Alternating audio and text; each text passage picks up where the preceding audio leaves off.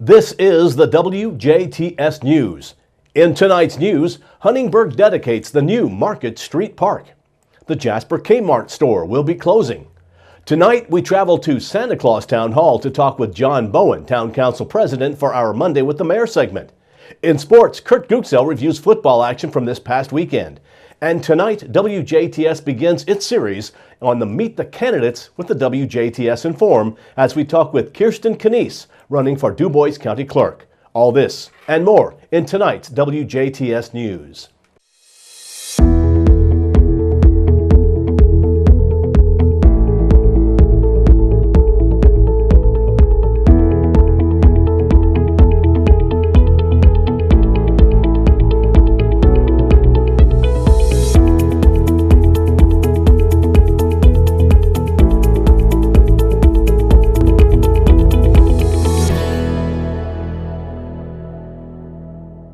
Good evening, I'm Bill Potter with the WJTS News. Authorities are investigating the death of an inmate after he was found not responsive in his cell over the weekend at the DuBois County Security Center.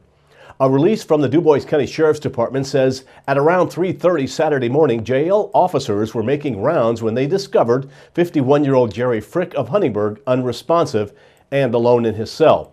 Jail officers immediately started CPR and the use of an AED, Memorial Hospital Emergency Medical Services, and first responders responded and transferred Frick by ambulance to Memorial Hospital, where he was pronounced dead just after 4 a.m.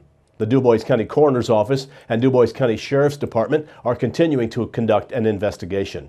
The death is preliminarily thought to be suicide by hanging. No foul play is suspected. Frick was being held at the security center on a pending case from DuBois Circuit Court. Market Street Park is now open. Despite rainy weather, Huntingburg Mayor Denny Spinner addressed the crowd Friday night for the Market Street Park dedication ceremony. Spinner revealed what he called the Legacy Wall, which is used to tell Huntingburg's story as well as recognize certain aspects in the history and spirit of Huntingburg, each having a certain panel. The first panel recognizes the old town hall. The second panel recognizes how Huntingburg received the Huntingburg Stellar Community designation. The center panel talks about building community, which recognizes those who made the community stellar before the designation. The next panel recognizes the landmark legacy partnership in the DuBois County Community Foundation, which will evolve as support continues. The final panel recognizes the Market Street Park itself and all those involved in making the project a reality. Huntingburg Mayor Spinner says that Friday night was a great day for Huntingburg, despite the rain. Well, despite the little difficult weather, this is a great day that we've all been looking forward to. What we're seeing out here is a great example of what happens when a community pulls together from both the public and the private sector, the partners that have come alongside of us, the effort that has gone on from everyone that made this possible. Despite the rain, it is a great day for Huntingburg, and I think it's going to be a day that launches a new future for our community as we enjoy this park. Spinner also said that the possibilities are endless to use the park to its fullest extent. I think there's going to be possibilities that we haven't even thought of yet. I know that as we announced that the agreement with Indiana University to bring arts and culture to our community is just the first step in really utilizing the park to its fullest. We've got tremendous community programs are available, such as the Garden Gate Festival and the Haunted Huntingburg, which will be coming up tomorrow. And we're going to fill that gap between those two great events to really bring something special and unique to our community in the coming years. The Market Street Park is now open and can be found between Market Street and 4th Street in Huntingburg. Also in news from Huntingburg, a second set of bids has been opened and are being considered for the Huntingburg 4th Street Heritage Trail project. Bids for the project ranged from $3.74 million to $4.16 million, with 4 companies bidding. They are being considered by the city's Board of Public Works and will be decided on at their next meeting. The 4th Street project includes creating a more aesthetically pleasing streetscape with planters and trees, as well as additional seating and a walking, running bike path in the city's iconic downtown. Businesses would have more access to space on the sidewalk for additional outdoor seating, and flexible parking spaces included in the plans would allow for the creation of different formats for specific events or functions. With the update, the street will also be able to be used as a community focal point for subsequent events like street fests and concerts. Besides the aesthetics and increased functionality of the street, the updates will fix stormwater issues that have plagued building owners for years. The project is funded through grants from the city's designation as a stellar community, as well as city funds and local donations.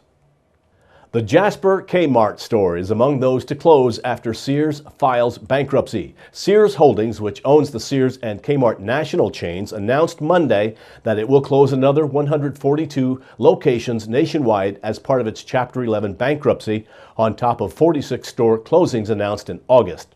The Jasper Kmart store, located in the Jasper Manor Shopping Center, along with 3rd Avenue, is among the 142. The latest closings are in addition to 46 announced in August. It's possible that more stores or even all stores could end up closing if the company fails to reach a viable restructuring agreement in bankruptcy. A court filing says liquidation sales at the additional stores are expected to begin within 2 weeks, according to a court filing. In a statement, Sears Chairman Eddie Lampert says they look toward the holiday season. Sears and Kmart stores remain open for business, and our dedicated associates look forward to serving members and customers. The company has 687 stores remaining, including Kmart locations. The company has closed several hundred stores in recent years as it tries to stabilize its finances and deteriorating sales. The most recent round, announced August 23rd, involved plans to close 13 Kmart stores and 33 Sears locations in November. No word on when the Jasper Kmart location will officially close its doors. Springs Valley Bank and Trust Company has been designated with the Achieve Well 3-star certification through the Wellness Council of Indiana. The Wellness Council of Indiana developed the Achieve Well program to assist employers in creating a corporate structure that encourages and supports employee health through worksite wellness initiatives. Achieve Well is divided into 3 levels: 3-star, 4-star, and 5-star. Each level requires a set of standards to be achieved before an organization can qualify. The Wellness Council of Indiana is a wholly owned subsidiary of the Indiana Chamber of Commerce. New and existing farmers and small business operators can learn about the basics of starting and growing a small business at a conference presented by local organizations. The DuBois County Agribusiness Forum will be held November 8th from 6 until 8:30 p.m. Eastern Time at the DuBois County 4-H Fairgrounds Annex. The event is free and open to the public, although reservations are required due to limited seating and materials. Topics will include developing a plan for your business, marketing your business, and the nuts and bolts of business loans and financing. Resources will be available on small farm and business issues, as well as programs available from local institutions and funding sources. Deborah DeCourcy of the Indiana Farm Bureau will explore ways to market a new or existing business, and Brenda Summersheim with the German American Financial Services will present financial insights into funding your enterprise. Purdue Extension educator Ken Eck will present the broader picture on what steps are needed when planning a new or expanding an existing business or farm to increase its chances to grow and succeed. The forum is hosted by Purdue Extension, DuBois County, German American Financial Services, and Indiana Farm Bureau. To register for the forum or for more information, contact the Purdue Extension at DuBois County's office, 812-482-1782, 482-1782, or DuBois CES at purdue.edu. Registration is open until November 5th. Business leaders in southwestern Indiana are invited to learn about the state's new Office of Work-Based Learning and Apprenticeship and how it can help address workforce development needs. Those interested will have 2 opportunities on Tuesday, October 23rd at the Center for Technology, Innovation, and Manufacturing Theater at the Vincennes University Jasper campus at 8 a.m. Eastern Time, and later at 11:30 a.m. Central Time at the Southern Indiana Career and Technology Center Assembly Hall, that is at 1901 Lynch Road in Evansville. The Office of Work-Based Learning and Apprenticeship is part of the Indiana Department of Workforce Development and was created in March by an executive order signed by Governor Eric Holcomb.